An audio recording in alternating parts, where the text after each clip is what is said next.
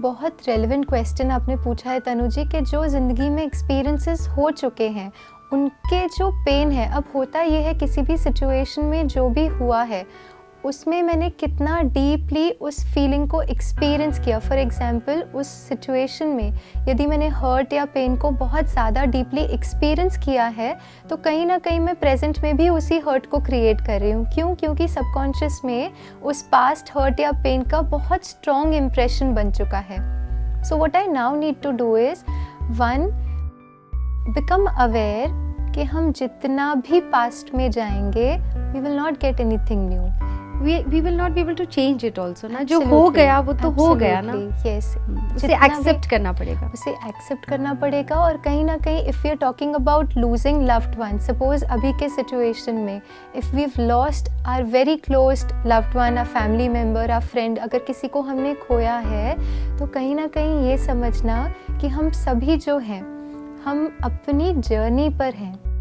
जैसे सपोज आज if I live in Mumbai और मुझे मुंबई से जाना है कश्मीर, तो मुझे पहले मुंबई से have to go to Delhi. Let's say I take a flight from Mumbai to Delhi, हमने वहाँ ट्रैवल किया। उस ट्रैवल में, उस फ्लाइट में आई विल हैव सम को passengers along with me, correct, right. फिर हम दिल्ली में जब हम अपना जो मोड ऑफ ट्रांसपोर्ट है यदि हम चेंज करते हैं तो उस आगे की जर्नी में I will have some new co passengers, right. In that same way all of us are on our journey, okay, yeah, on our spiritual journey. So we need to accept that fact. Absolutely. And somewhere in that journey knowing that we'll have co-passengers, जैसे अगर हम अभी की बात करें, अभी जो आपके relations हैं, you have your family, you have your friends, all of that, but in somewhere past you've had same set of people, you would have family, you would have friends, you have come to this lifetime moving on from that journey, right. तो उसी तरह से जिनको भी हमने खोया है, यदि हम उन्हें आज कुछ देना चाहते हैं तो वो दर्द या पेन ना सेंड करें, हम उन्हें ब्लेसिंग सेंड करें। फॉर एग्जाम्पल वो जहाँ भी हैं वो ठीक हो, दे आर कंफर्टेबल।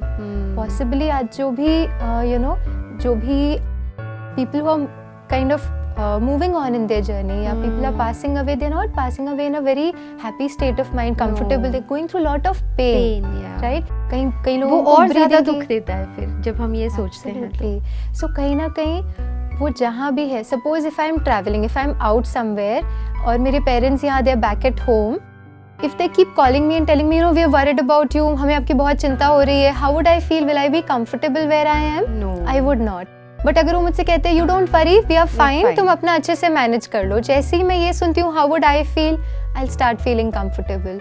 उसी तरह से जो भी जिन्होंने भी, हमारे जो व्यूअर्स हैं जिन्होंने शायद किसी अपने को खोया है, ये अंडरस्टैंडिंग कि हम सब अपनी यात्रा पर हैं और अभी आप उन्हें अगर कुछ देना चाहते हैं तो वो दर्द या वो पेन ना दें, लेकिन उन्हें वो ब्लेसिंग्स दें कि आप जहाँ भी हैं आप खुश रहें, आप ठीक रहें।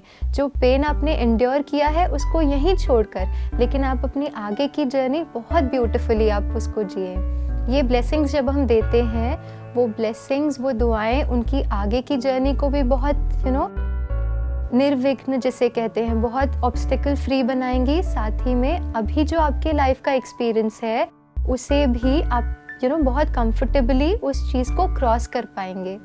हम ये नहीं कहते कि इस चीज़ को ओवरकम करना बहुत आसान है, लेकिन ये ज़रूरी है। क्यों?